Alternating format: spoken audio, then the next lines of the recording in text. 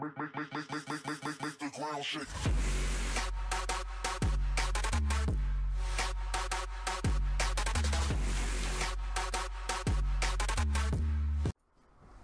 Yo, what is going on, guys? We're playing some more NHL 16, talking NHL 17 ratings predictions. This week, we're doing the Metropolitan Division. Let me tell you what, this is one of the divisions. I think everybody in this division could be a playoff contender if they can put the pieces on their teams together. I think all of them, they definitely have a bright outlook where they could, put a team together and possibly make the playoffs. So we'll do the best we can this week on getting guys arranged 8 through 1. Obviously, there's a lot of, like I said, there could be a lot of flip-flopping in this one just for the fact that I think a lot of these teams, from a fan's perspective, can go out and say, well, my team can do this, this, and that. But, starting off here at number 8 is the Carolina Hurricanes. They had 86 points last year, 2.4 goals per game. That was 27th in the league. 2.7 goals allowed per game. That was 18th in the league. Skinner led this team in points, 51. And should we be concerned about Skinner? I mean, he's 24 years old. Been in the league, what now, 4 or 5 years? I mean, how much better is this guy going to get? I mean, I get it. He is only 24, so he does have some time to grow and everything. But 51 points.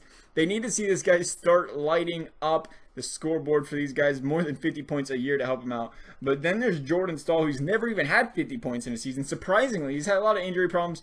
But really, he's been around that 0.5, 0.6 points per game for a lot of his career, and I just, one of those guys that should probably see an overall go down eventually, but he, we're going to give him an 87 overall. Still got Justin Falk, bright star on that team as well. Coming in at number 7 is the Blue Jackets. I don't like putting the Blue Jackets this low, but hey, I watched them play last year, and they sucked, so we got to do it, right? There was an 89 overall last year, but they had 2.6 goals per game this year. It was 18th. 3 goals allowed per game.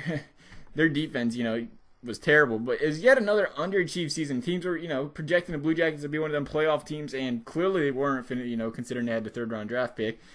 But, like I said, the defense was a turnover machine. They do have a lot of young talents, though. You can't forget about that. They got Staal, they got Jenner, 30 goal scorers last season, and a lot of other young guys coming up. Of course, they gave away Kirby Reichel earlier this offseason, but besides that, these guys do have a strong chance of, if they can put together a decent defense, to put together a well-rounded team.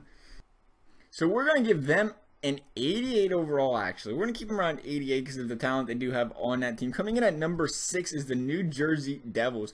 Finished with 84 points last year. They really weren't too far out of the playoff hunt when they, turned around at the end of the season, but they had 2.2 goals per game last year, which is dead last in the league. They need to fix that, and we know they did a little bit. 2.5 goals allowed per game last year, was 8th in the league. 9th in the penalty power play, 8th in the penalty kill. Palmieri and Henrique were both 30 goal scorers. Big fall off from there, though. A lot of guys really didn't produce other than them two. I mean, Camilleri was injured all year, but what's new? You gotta expect Camilleri to miss a good, at least, 20, 30 games a year. You got to put that into the consideration. And they acquired Taylor Hall, though. Like I said, this could, it could push them into a playoff team picture area. They definitely need goal scoring, obviously with 2.2 goals per game. So we'll see if Taylor Hall can provide that spark for this team to get them up there. I think, if this team can finish, say, I don't know, top 15 in goal scoring this year, I definitely think they got the goalie and defense to push this team easily into the playoffs. So we're going to give them an 88 overall, as you see right here as well. So coming in at number 5 is the Flyers. They had 96 points last year. They had a 90 offense, 85 defense, 88 goalie last season in NHL 16. 2.6 goals per game was 22nd. 2.6 goals allowed per game, though, was 12th. The team was full of a lot of solid players. Drew, Simmons, Shen. Ghost would definitely be a great defenseman for these guys in the future. And then they got guys like Voracek, though. You get the question, can somebody like him bounce back? I mean, he really only had that one great year where he's dropped point per game. He's always been a solid player besides that, but at the same time, where's he going to, be after that? And, then there's Mason. Mason had a solid season between the pipes as well. Don't discount for that. What do you about a 918 save percentage? So he definitely did help out that team as well. So I can see, keeping these guys up here around this range as well. So we're going to give them an 89 overall, 90 offense, 88 defense, and an 89 on the goalie. So coming in now is the New York Islanders. 100 points last year. And they got a little bit different, over the offseason. It was 2.7 goals per game last year, which was 11, 2.57 goals allowed per game, which is 13th, 17th on a power play, 4th on a penalty kill though. But they let go of Okposo, they gained Andrew Ladd. Not sure I agree with that, you know, considering the money that each one got paid, that if I'd actually ought to just rather kept Okposo personally, but that's just my opinion. They also lost Franz Nielsen. So that was 2 of their top 3 point producers last year gone, out the door. But, you know, they do got some young defensemen that, you know, like Nick Leddy seems to be growing into a playmaker on defense that might be able to help that offense. And like I said, a lot of young, good D-men. Interested in seeing how they do. We're going to give them an 89 overall, 89 off, 89 D, and an 88 goalie.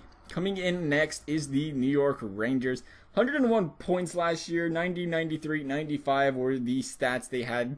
But they had 2.8 goals per game, 7th, 2.6 goals allowed per game, which was 15th. They made the playoffs, but Staal, Nash, Jardy all underperformed. For them, you know, Nash, Jardy could bounce back, but don't hold, you know, too high of expectations where they're going to bounce back and be these phenomenal players again. Lundqvist, you know, can't be overlooked. This guy really did carry this team last year. I don't know how people discredit him for that. Usually I'm not a big Lundqvist supporter, but the guy had a 920 save percentage, led the league in saves. Like, at some point you have to be like, all right, this guy did help this team into the playoffs, and he needs to be given the credit for it. So we're going to give them a 90 overall, 90 offense, 89 defense, and a 93 on the goalie. Coming in next is the Capitals. You got to put them at number 2 because we all know where the Stanley Cup winners are. I have to keep them higher. But the Capitals, 120 points last year. Best team in the league in the regular season, of course. EA treats teams like that very well. They had 3 goals per game, 2.3 goals allowed per game. Both were 2nd in the league, 5th in the power play, 3rd in penalty kill percentage. Like I said, most dominant team in the regular season. It just kind of flopped in the playoffs. Obviously the best goal scorer in the league, but they also got guys like Backstrom, Oshie played great. And how about Evgeny Kuznetsov leading the team in points? And then they got John Carlson, you know, still playing well for them on defense. Braden Holtby was the Vezina winner this year, so you got to expect to see him get a nice upgrade as well. And like I said, EA treats teams that have the best season, you know, regular season-wise, good. They gave the Rangers a 92 last year. But we're going to give them a 92 this year, as you can see right here. 91 offense, 89 defense, 92 goalie. Wouldn't even be surprised if they had a 92 offense either. Coming in at number 1, though, like I said, though, the Pittsburgh Penguins, 104 points last season, and they won the Cup. So you have to expect them to have at least tied for the best overall in the league. It would only make sense. You want to Stanley Cup, you got to give them the overall, right? So 2.9 goals per game last year, that was 3rd. 2.4 goals allowed per game last year, 6th.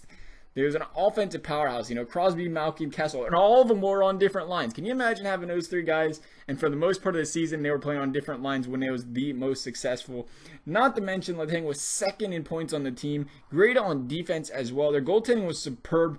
Murray brought them the Cup, of course, that 2.0 goals against average in the last or regular season. But you can't look past Fleury as well. I mean, he wasn't sluggish. He had a 921 save percentage and a 2.29 goals against average. Expect a high goalie overall for both of them. You really can't overlook how Letang played last year, even though he doesn't do the hottest in the playoffs as of late. So, or not Letang, Fleury. So we're going to go ahead and give them a 93 offense, 91 defense, and a 92 goalie. Like I said, 92 overall, guys. So these are my predictions. Love to hear yours. We're running out of prediction videos because we're getting close to the beta. So I'd also like to hear you guys, you know, what would you guys like to see coming video-wise for the during the beta? You'll have to let me know. So we'll try to get them popping out for you guys as well. But as for this video, guys, like I said, love to hear what you have to say. Appreciate the support. Thanks for watching, and we'll see you next time.